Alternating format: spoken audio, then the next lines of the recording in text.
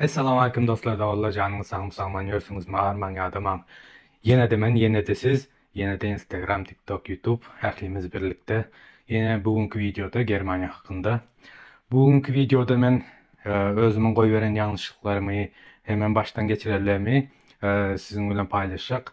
Bu malumatlar paylaşmamın maksadı men özüm Germanya gelemde malumat toplamak için gözlənimdə Türkmençe'de hiç tapı bilmedim. Şunun için size genişleyen aytıp geçecek, çekmecek. Ondan sonra da başka dillerde, Türkçe'de, Rusça, Özbekçe'de şuna informasyonlar topladım yönü.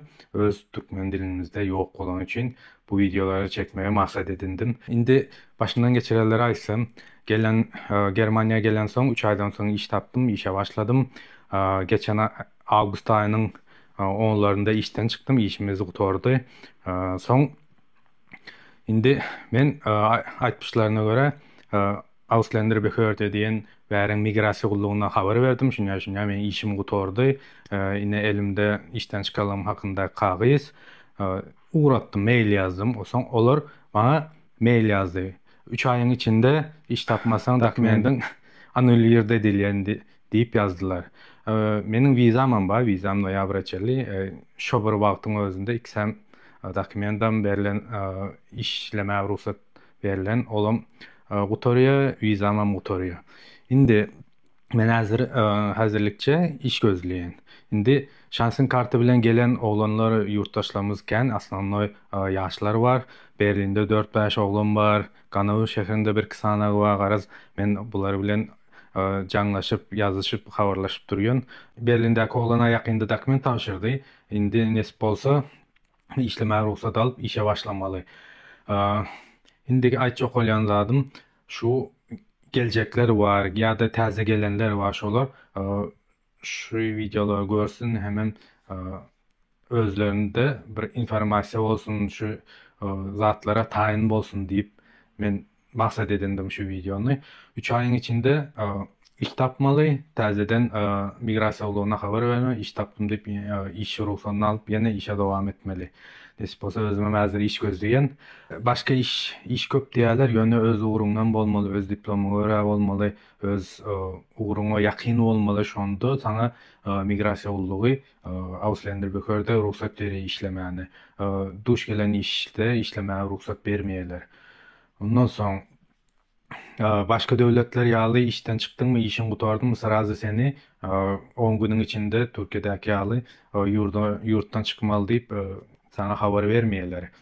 Bular sana diýişim ýaly 3 ay wagt berýärler. Ýene sen iş gözlemäge, iş tapmaga olaram bilýär. Germaniýada derrew aňsat iş tapylmaýanyny, şonuň üçinem olar şuňany 3 ay zat wagt berýärler. Men goýberen ýalňyşlıklarym hakynda aýtsam, benim goýberen ýalňyşlyklarim gelen wagtym srazy водительский право sürücü şahadatnamasy almak üçin şoňa başlamadym. Eýali wagt bar, 6 ay men pravam 6 ay ýene bärde geçerli diýip gördüm. Onu etmeliler eken gelenden srazy başlasaň şu 6 aýyň içinde hem prawaň wagty bar, sen bärde sürüp bilýän maşyn şu prawaň wagty barka, şurada sürüp özüň öwrenseň, kursa gidende köp wajdeniýeden sapak almaýan. Şonda arzanrak düşüyor. Ondan başka da eger 1 ýyllyk ya 10 aylyk şansın kartı vize bilen gelseniz sırazı dil kursuna yazılan. Dil kursu bir 6 ay zat gitýär. Meselem noldan başlasan 6 ay gitýär. Eger A1 bilen gelsen 4 aya gitýär. 4 ay şuňany okap dil kursunu bir sertifikatyny alan soň iş tapmaňyz hasam aňsatlaşýar. Kursda okap ýörkäňiz kapdalyndan iş gözlemeli. Şu wagtda sizin elinizde şansın kartı vizanız var.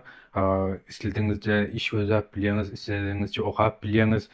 İşe başlan soň sana dokument berýärler, şu dokument bilen işleýän. Ondan soň eger işten çykaýan ýagdaýynda da sana 3 ay möhlet berýärler. Şu möhletiň içinde sen iş tapmaly. Şu iş tapmaly bolýan, iş gözlemeli bolýan. Sende ondan soň işe başlanandan soňra sende mümkinçilik gaty az bolýar.